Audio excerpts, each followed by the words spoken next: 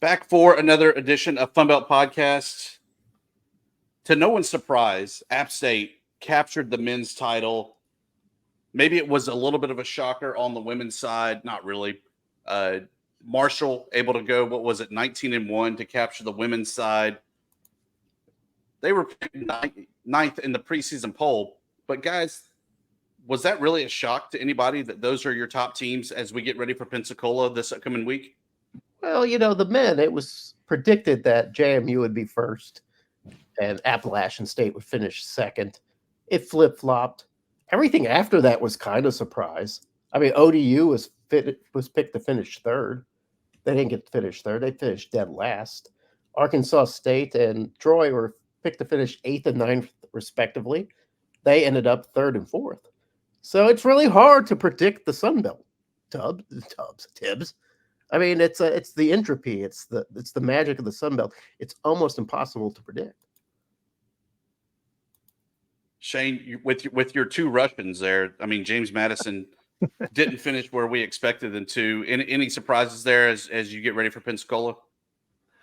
I think, like you said, Marshall wasn't picked to finish as high as they did on the women's side. The fact that they ran through with only one loss, I think, is a surprise.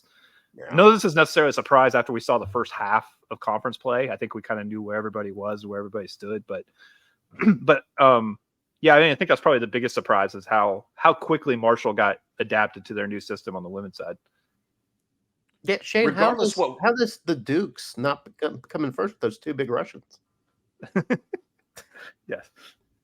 Yeah. Regardless, well, once again, one Russian who hasn't played in about 3 weeks, but yeah. Okay. Okay. All right. I keep forgetting. All right. Yes. Well, no, the interesting thing about that though is JMU finished with the exact same record they had to get to the number 1 seed last year. So that shows you just how good Marshall has been. Because usually, 3, 4, 5 losses is enough to be contending for a championship. And consistency is key. I blame Neil Hurl with the hair bun. I think he did something different this year, and that's why they kind of slipped down a little bit. But guys, regardless what we think about the Sun Belt Conference, we have Ryan McGee from ESPN, the worldwide leader in sports. Wow. To tell us from the outside looking in what's going to happen in Pensacola for the Sun Belt Conference. Ryan, welcome in. It's a shit show as always, but we love to do it on a weekly basis. Tell us, what do you see happening out of the Sun Belt for the men's and women's basketball tournament? Do you think it's Marshall and App that just kind of breeze through the tournament, or is there someone else that you have your eye on? Well, I was texting with my boy Joe Lenardi, the bracketologist, right?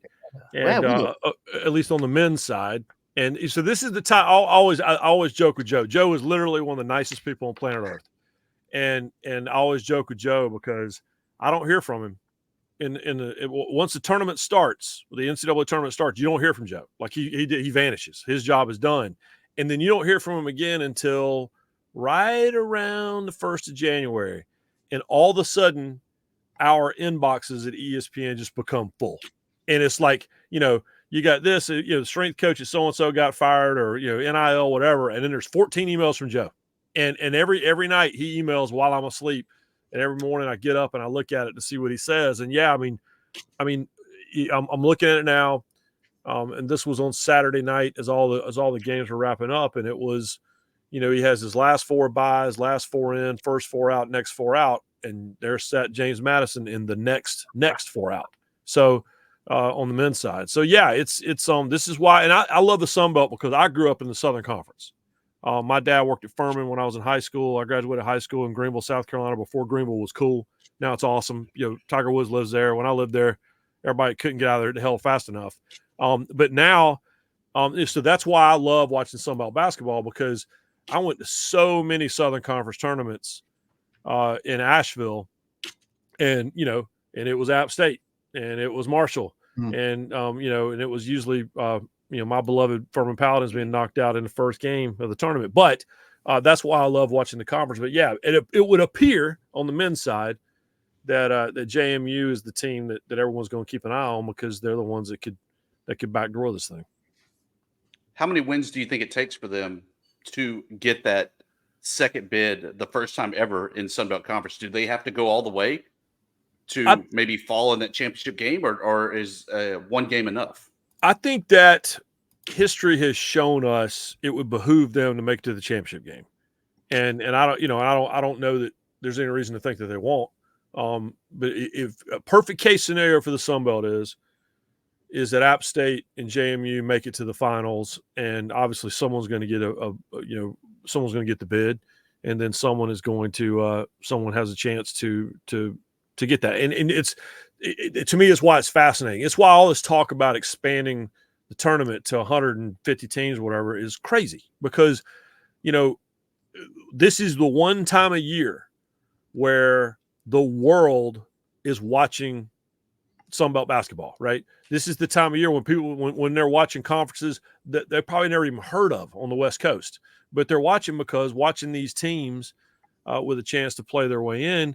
And it's not just the team that wins the tournament, they get the automatic bid. It's also the team like a JMU that makes a run. So yeah, that's a really long way of saying, I believe you get to the finals and you'll be okay. If you don't get to the finals, then you're going to have to get a lot of help from some of these other teams that I'm sitting here looking at on Joe's bubble. So Ryan, you talk about needing help, get on the bubble. There, JMU, for instance, sitting somewhere in the 50s for net. I always thought that in order to get a at-large bid, that to even have a shot, you needed to be in the low 40s just to have a shot. Yep. Is that true? Is that just a gut feeling on my part, or do you feel like it's the same thing? It's a gut feeling, but it's a well-educated gut feeling. Like, right? There you go. And my first name, my actual first name is Jeremy, by the way. So good job. Well done. I don't know why my parents decided to go by my middle name, but they did. A lot of long first days of school. But you when you go by your middle name, if somebody calls house for Jeremy, then I know they don't know me, right? I'm like, oh, he's dead, and hang up. But anyway, I don't need a reverse mortgage. I'm good. But yeah, no, I think you're right, and I think that, and I don't know that that's necessarily fair. But the reality is that you are dealing with a committee who knows a lot about basketball. But if they're being honest with you, they've paid attention to certain teams and certain conferences and this week.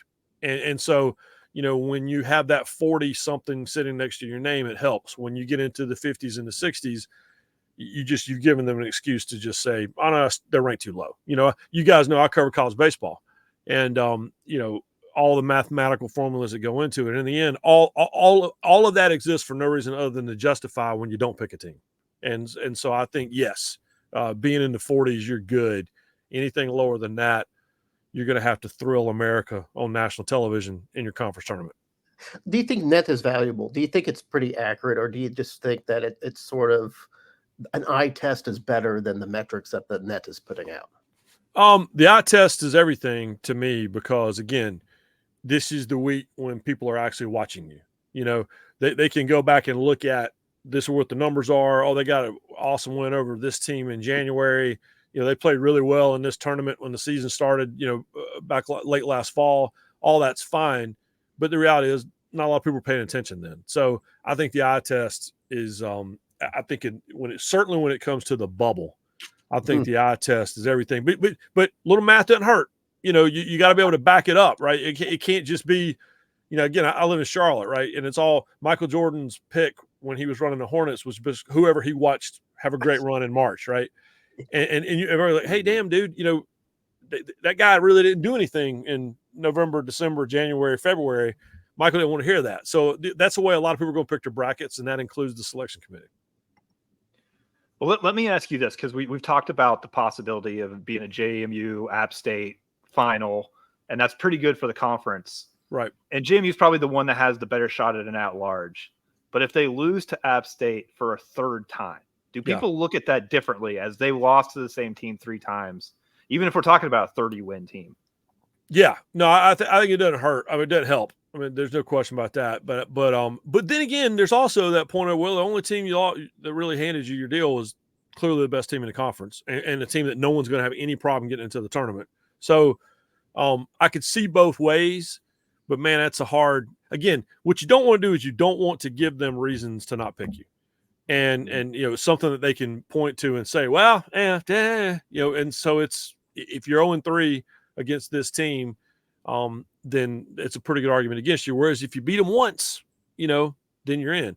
The problem is, it's really hard to beat a team. If you're App State, it's really hard to beat a team 3 times in a year. I mean, it really is. I don't care who you are. And so, yeah, that's a long way of saying, if you get one win against that team, you're in great shape. If you're 0-3, then again, you're giving them an excuse. Just like if your rating is in the 50s and 60s, you're giving them an excuse to go, we're going to take the 9th best team from the Big 12. So, yeah, Commissioner Keith Gill is a guy that's on the selection committee. Yeah. Is that something that can really help or hurt? Because, I mean, I think it's one thing when you've seen Greg Sankey on that selection committee before. We all know it's going to be a SEC strength that really gets them over the top. But Keith Gill not being able to be in the room to kind of petition for those teams, is that a good thing or a bad thing? Obviously, he has to recuse himself, when the conversation starts about his teams, just like with the college football playoff selection committee. If you're the AD at wherever and your team is in there, you got to get out of the room.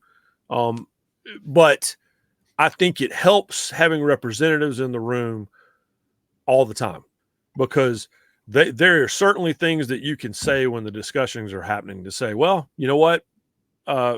We played so-and-so, and I can tell you they're really good.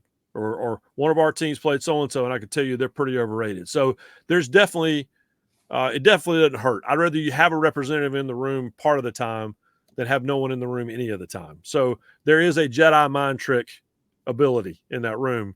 And it's just information, and when we do, I don't know if you guys ever done this, but we've done these mock selection committees. I've never done it for basketball.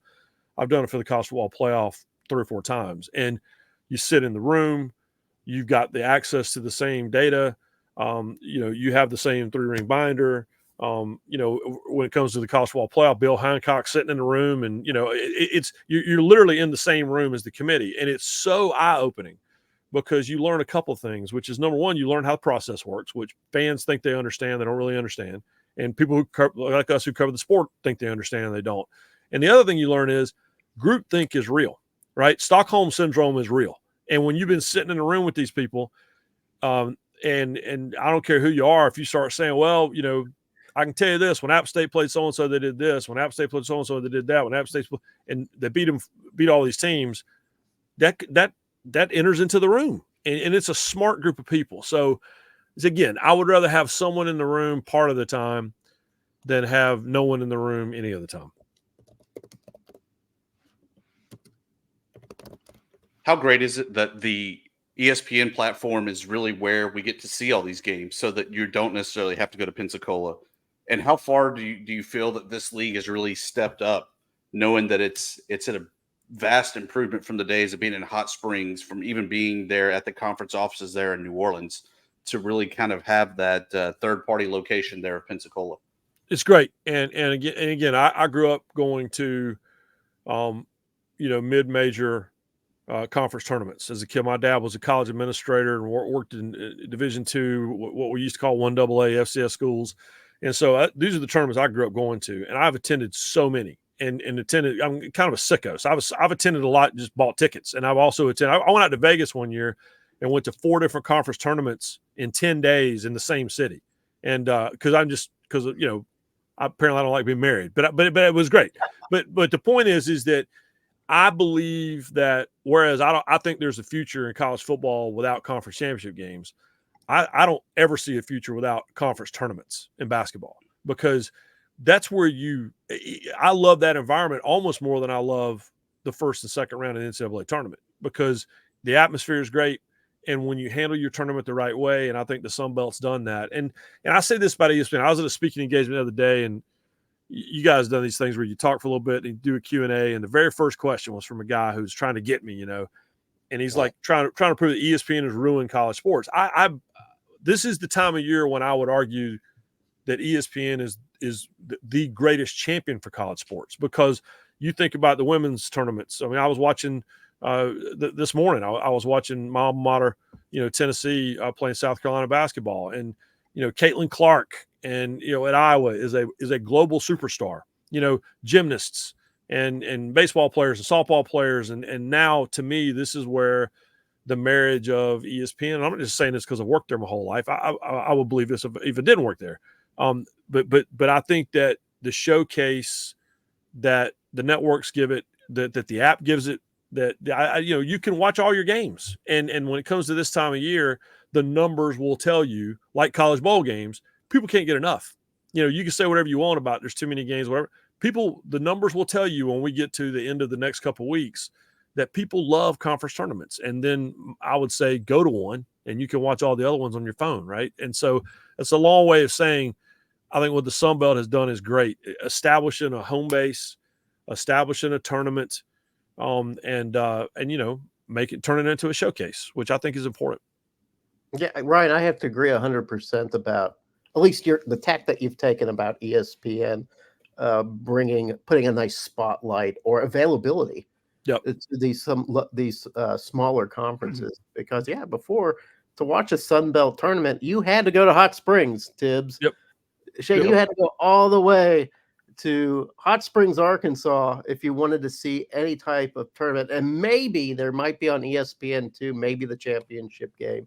Probably not. Now you at 11 a.m. on a Saturday, right? So right. Well, you guys know I cover college baseball, and the Sun Belt obviously is a great college baseball conference, and just a few years ago you couldn't follow the first round of the NCAA tournament. You certainly couldn't watch the games. Hell, you couldn't find scores. I'm scrolling through Twitter and can't find out who's winning, the West Coast games or, who's winning, a game in Louisiana. And so now they're pretty much all televised, even if it's students doing it and you're watching on your telephone, you at least have the opportunity to watch it. So it's, and this time of year, you're exactly right. It's not just watching, you can watch the conference championship games, men's and women's, on actual television, but you watch all the rest of it, through streaming. And I just think that's, as a parent alone, that's great. I think about, I'm at that age now where my daughter's a freshman in college. I'm at that age now where all of my friends have kids who are in school and a lot of them are athletes. And now, you have the opportunity to watch them play.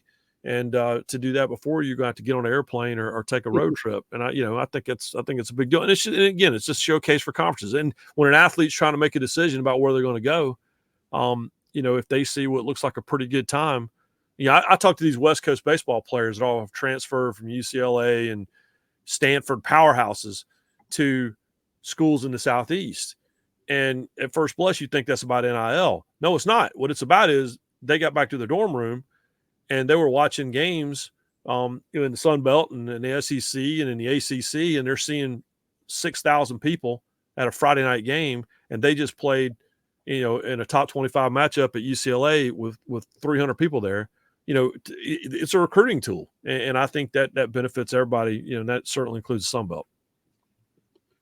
Yeah, I also really like that they've play a week earlier than a lot of schools. Yeah, I love that. They get Monday, the championship Monday, to themselves, basically. And I love it. I love it. I think it's smart. So the Sun Belt's never had a national title in baseball. We were a rain delay away from being able to claim the one that Coastal Carolina had. Yeah. Most people think they were in the league. They were not just yet. It was actually the following day where they actually officially joined the league. What a weird night. That was the weirdest night of all time. We had a rain out without a rain out, and we had two. I was in the press box that night. We had two conference commissioners, and both were claiming Coastal. And if we got to midnight, then that was. And I remember walking back to the hotel that night, and there wasn't a cloud in the sky, and we'd had a rain delay to move. Anyhow, that was one of the all time weirdest nights. But then the next day is one of the greatest days I ever covered out there. For sure. Do you think that we've kind of bypassed the days where a mid-major program like one in the Sun Belt can win a national title? No, I don't think so. I think that the problem is keeping your guys in the building, but the reality is if you keep your roster together and you get hot at the right time and, like that Coastal Carolina team, Coastal had been really good at baseball for a long time. They've remained good at baseball. One of my favorite coaches of all time to cover, who's going to be retiring at the end of the year. But, for a team like Coastal to do what they had to do, they had to have the right combination of like third and fourth and even fifth year guys. And so, so you got to keep your roster in the house. That's the trick right now. The challenge right now is if you got a center fielder who hits 390 with 28 home runs, you got to make sure you keep him on the roster for the following year and he doesn't go to Mississippi State. So that's the challenge. But I think you absolutely can do it. And the history of College World Series tells us, even now, there's always one. I don't. You go back and to the history of the College World Series, going back to the 40s, and there's always the 8 teams that get there. There's at least one Southern Miss. There's at least one.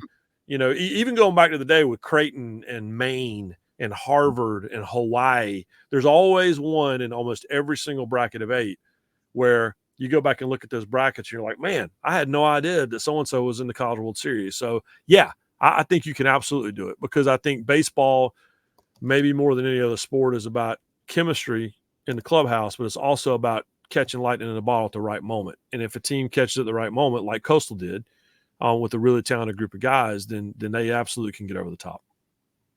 Does the Sun Belt have a better chance of keeping those guys in baseball than they do maybe if we're talking football or basketball or whatever? Because they do have programs that, will draw as good a crowd as a Power 5 conference in baseball. Yeah, that's it. I mean, that's the ticket. And again, that team that LSU had that won the College World Series last year, that was a bunch of free agents. That was loaded. But they were loaded. But when I talked to Paul Skeens, and my best friend in the world is a professor at the Air Force Academy, and my old roommate from Tennessee, and it's a beautiful place to watch baseball. If they're in the top 25, and Air Force is a lot, and they're playing against Stanford or whomever who's also in the top 25 on a big day, they got 250 people there, right? And UCLA, when I was talking to Thatcher Hurd, who transferred, was the winning pitcher in the championship game for LSU, and Thatcher transferred from UCLA, was going to be their number one starter. This is UCLA. They play in Jackie Robinson Stadium, right? I mean, this is an anchor of Southern California baseball. And Thatcher Hurd told me, yeah, he got NIL money. He gave it all away to charity, by the way. But he told me, he said he would watch television. That's who I was referring to earlier. He'd go back to his dorm and watch TV on a Friday night, and even on a midweek game when LSU's hosting, ULM or whoever, there's 7,000 people there. So yeah, I believe that the Sun Belt has an advantage because of where they're located, and they also do a great job. Of the ballparks are great, and the coaches are great guys, and so I think if there's going to be a mid-major that's going to keep hanging in there in college baseball and crashing the party of the SEC and the ACC and all that, I think it's always going to be the Sun Belt. So in this day and age of NIL, is it time to revisit the college baseball 3-year rule? Yeah. No, I think it's fair. I just I want to revisit all those rules, right? I mean, we love college basketball. We're talking about college basketball, but the one and done thing, I mean, completely gutted the game as far as I'm concerned. Mm-hmm. Caitlin Clark's a superstar because people know who she is, because she's been in school for 3 years, and the men's side, you just don't really have that anymore. And so it's, and if you do, you got a kid at Tennessee who's one of the greatest players I ever had, to go have him for a year because he played at 2 other schools before he got there. And so it's just, we're still rooting for laundry, right? We always have been. But yes, I believe it's time to revisit the 3-year rule. Why not? And, the trick on that is you got to get Major League Baseball and college baseball to cooperate. The good news is they've done a lot more of that. I mean, we've seen it with the draft, having the draft in Omaha and moving it off the College World Series week. We've seen that cooperation more and more over the years. So yeah, I'm all for that. So one of the things we've all been a part of that was the agony. Yes. And I think that we had 4-letter words that weren't just RYAN when referring to you in the past. You're the creator, the voter, the extraordinaire of the ESPN bottom 10. Yeah. How did that kind of come about? And how great is it also that here recently the Sun Belt has not really been a part of that illustrious poll? Yeah. All right. So I appreciate you guys. When you asked me to come on, I was like, is this an ambush? Like, am I being set up right now? So I appreciate the fact this has been so pleasant. But so I did not create the bottom 10. The bottom 10 was created, and if you read the bottom 10 in the intro I write, we always say with apologies to a couple people, and we always say to Steve Harvey. That is not Steve Harvey from Family Feud and the Sun. That's Steve Harvey that was a West Coast writer, was a West Coast college sports writer forever. He's retired now, living on a beach somewhere. But he used to just do a syndicated like bottom 10. And back in the day when I was a kid growing up in North Carolina, on a couple back pages of the paper, and it's got all the box scores and the cross country meet scores. There'd be sometimes in the paper be like the bottom 10, and Steve Harvey would do that. And so he retired years ago. ESPN started doing it. We had a couple different editors, writers did it. I took it over, I think 12 years ago. And as my wife will tell you, I take it entirely too seriously. Now, that being said, the process is Captain Morgan and I write it on Sunday night, and you guys know the deal. So you bust your butt, right? You work on some big enterprise investigative story, and like you travel the world and you work with outside the lines and E60 and 30 for 30, and you work on these things and no one reads it. And then I spend an hour drunk on Sunday night writing the bottom 10, and it's the most traffic, anything I ever write gets. But the best part of the bottom 10, and this is why the FunBelt has been so great. The best part of the bottom 10 is, I mentioned I sent my daughter off to college last year. That's what it feels like when a team is awful and you've been writing about them and quite frankly have run out of things to write about them after 7, 8, 9 years, when all of a sudden they turn the corner and they're going to bowl games every year. It's the greatest. Like, it's the great. I feel like I have graduated college. I think when I took it over, my first bottom 10 champion was Georgia State.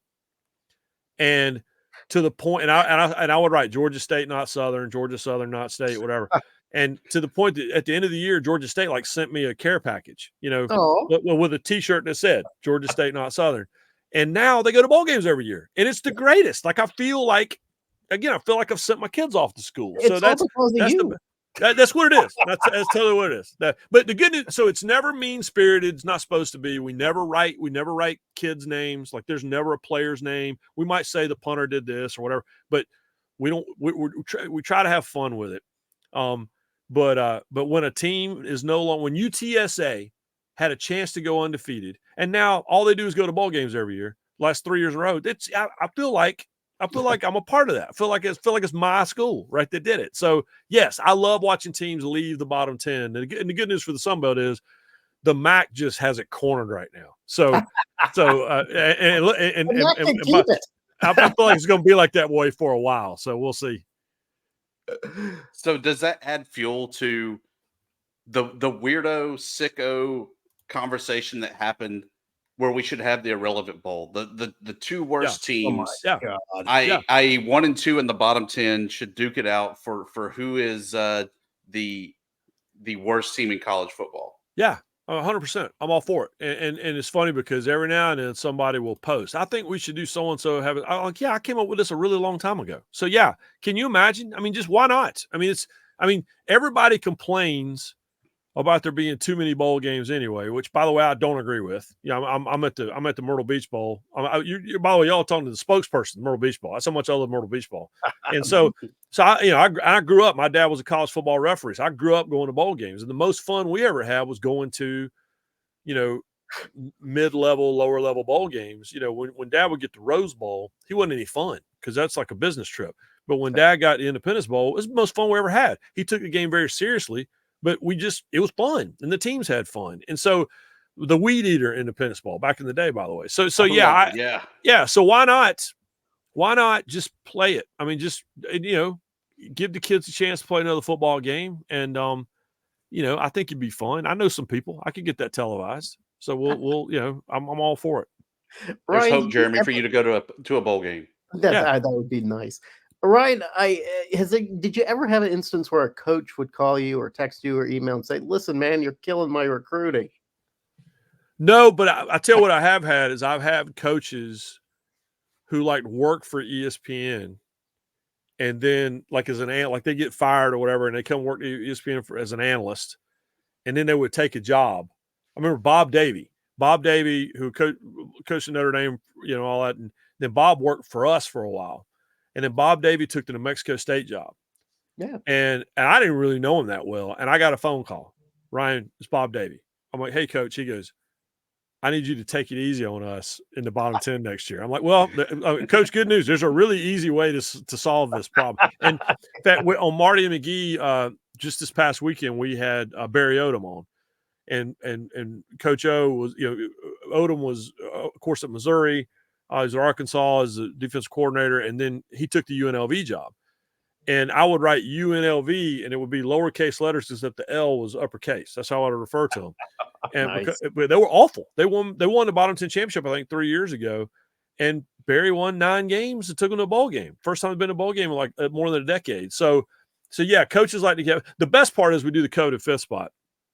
And that's where, for folks that don't know, that's not for the actual fifth worst team in the country. That's for like if Ohio State loses to Michigan again, I'll put them in the coveted fifth spot. Or if a team, gets upset, loses. Back in the day, it would have been when Michigan lost to App State. They would have landed in the bottom 10. They're not the fifth worst team in the country, but put them in it. But their fan bases never understand. So I get way more outrage from the Ohio State fans that don't understand how the coveted fifth spot works, or the Texas fans that don't understand how to cover the fifth spot. I get way more flack from them than I do, from our regulars. Are the Texas fans going to be all right when they're in the SEC and no one cares that they're sensitive to horns down? Yeah, I can tell you this. Last year, because we do Marty McGee on the road in the fall, so we were on the road 14 weekends last year. We were on 12 campuses.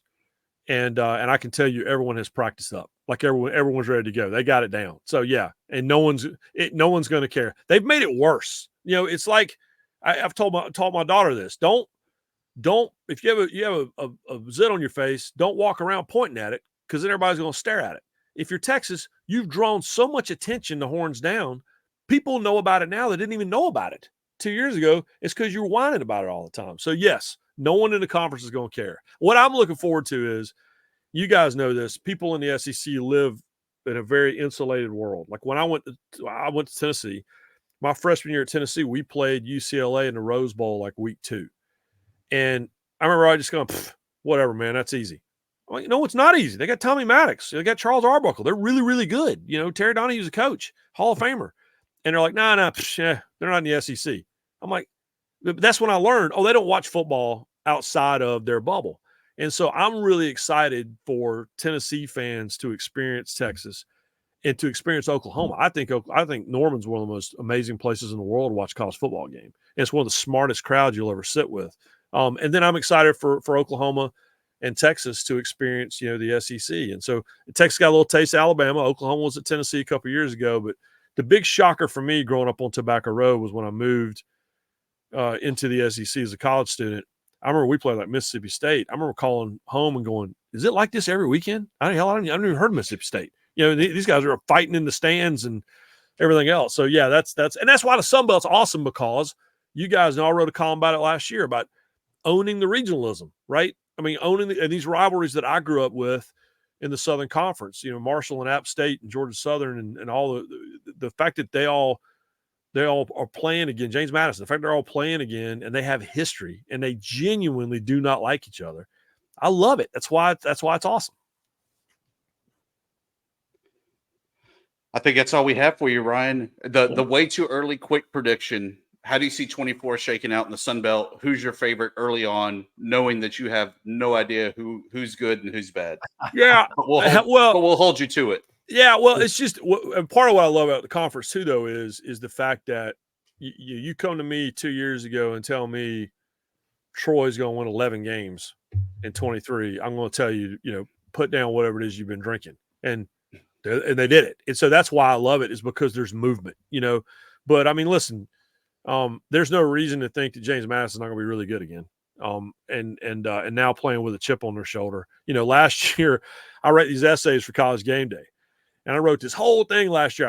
I hate politics, but I wrote this fake political ad, that was endorsed by James Madison, put us in a bowl game, right? And then it went and lost the game. I was like, you guys are killing me. I wrote this whole beautiful essay lobbying for you guys, and then you go to lose the damn football game. But but there's no reason to think they're not going. I mean, you guys tell me. I've not done the research yet, but I don't think there's any reason to believe that they're not going to be really, really good again. I think they should early be. favorite. Go ahead, Shane. They should be good again. App's going to be good. I don't know. I mean, it'll be a different look for JMU this year. With probably won't throw the ball as much as they have been. Well, and App's weird. You know, I live in North Carolina. I've got an entire branch of my family that went to App State. Actually, my dad got his master's there when I was little. I grew up in Boone when I was a kid in the summertime. I love it there. My daughter's actually up there right now visiting friends, and it's but it's an interesting time for App State. You know, I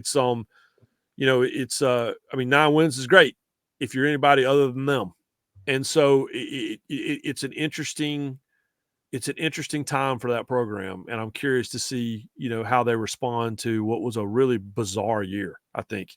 And obviously I'm close to it just because of bloodlines and being in North Carolina, but it's I'm always to me, with the greatest respect to everyone else, the profile of the Sun Belt nationally hinges on App State. It does. That's the program that I think people know of outside of, kind of the hardcore Sun Belt fans. And so I'm really curious to see with App State, where they are and where they're headed, because, again, 9 wins is great for everyone else, but it's never going to satisfy those people up there. Certainly not going to satisfy my uncle who won't wear me out,